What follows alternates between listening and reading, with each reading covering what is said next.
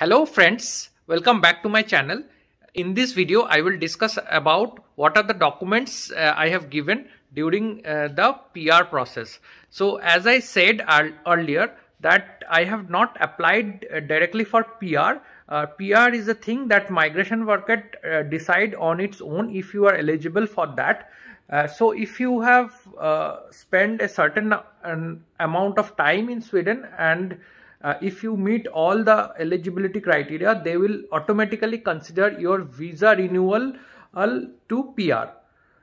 So please note that. And before I start the video, a quick disclaimer that I am not an authorized person or an immigration lawyer to suggest you for PR or visa process. Whatever I will mention in this video is based out of my own experience. So please keep that in mind.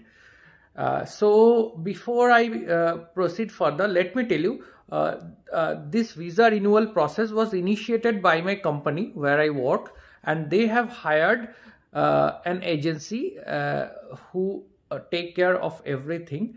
And they have asked me certain documents which I have provided from my side. So what are those documents I will discuss in this video in detail. So if you are applying on your own, you can do so because everything is online and all the process is completely online. So you can do it on your own. There is not a problem. And if you meet the criteria, migration worker will automatically consider you for PR, and if they need additional document, they will ask for that. For example, migration worker asked me certain documents about my accommodation. So I have provided those documents to them, and they asked me within like 15 to 20 days after my application. So as a proof of accommodation, I have given the floor plan of my house where I am living, and also I have given the documents mentioning that I am paying the home loan EMIs to the bank, and I have also given electricity bills to them.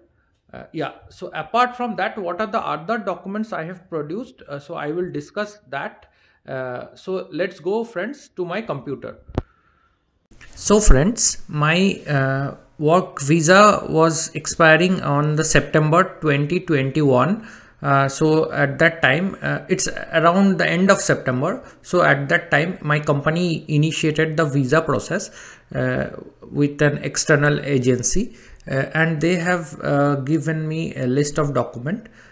So some of the documents I gave them from my side, and some of the other documents they have arranged on their own. So this is a little benefit I got by working with them.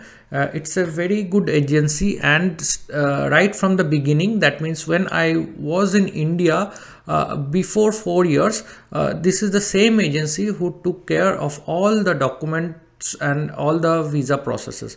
So that means I was associated with them for last 4 years. So they have applied for the initial visa with which I arrived to Sweden, and then in between they have also applied for my renewal process. That means after 2 years, when my first visa expired, they arranged the renewal process as well, and finally they also helped me during the PR process. And apart from all this, that particular agency helped me searching an apartment when I first arrived in Sweden. So all these things was arranged by my employer. So as you can see on the screen, they have asked all my pay slips right from the beginning. I put together all the pay slips. That means approximately 47 of those pay slips. That means when I was here for 4 years, that means it should be 48, but the last month's pay slip was not with me, so I gave them 47 pay slips to them.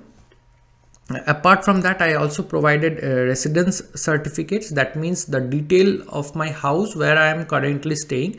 Mainly they will need the size of the house and how I am paying for the house. That means whether I'm paying as a rent or whether I purchase the house. All these details, as they ask me, I have provided them.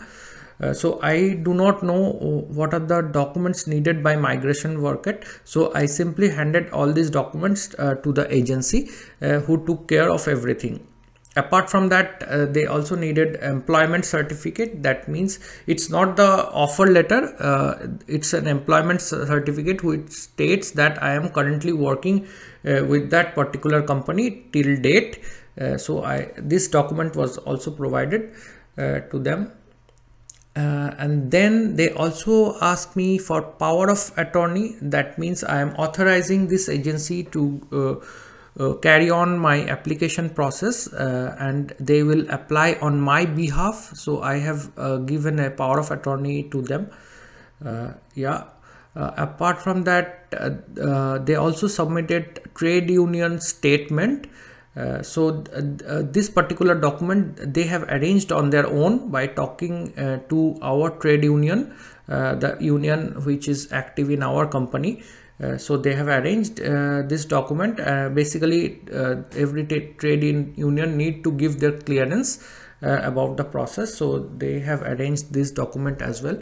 Then copies of passport showing my identity. That means the front and back pages of my passport, and then I have also copied all the pages of my passport and send a scanned copy to them as well. So basically these are the documents. So at the end of September, they applied for my visa, which in turn was considered for PR later on. As I said that there is no option particularly for PR. If migration worker thinks that all the eligibility criteria has been met, they will automatically divert the application towards the PR track, which happened in my case. And it took around 3 months for the PR to arrive, for the decision to be made, because in between there were holidays like Christmas and New Year. So that's why it took a little longer. So I got my PR in the month of January. I would say it was quite a smooth process. There was no problem. If you are applying on your own, I think these documents are pretty straightforward and you can arrange on your own. So there's not a problem. So that's all, my friends. So if you get some value out of this video, please like this video and also subscribe to my channel. This will give me immense motivation to make more such videos in future, and that will help all of you while coming to Sweden or in Europe. So thanks a lot, and I will see you in another video.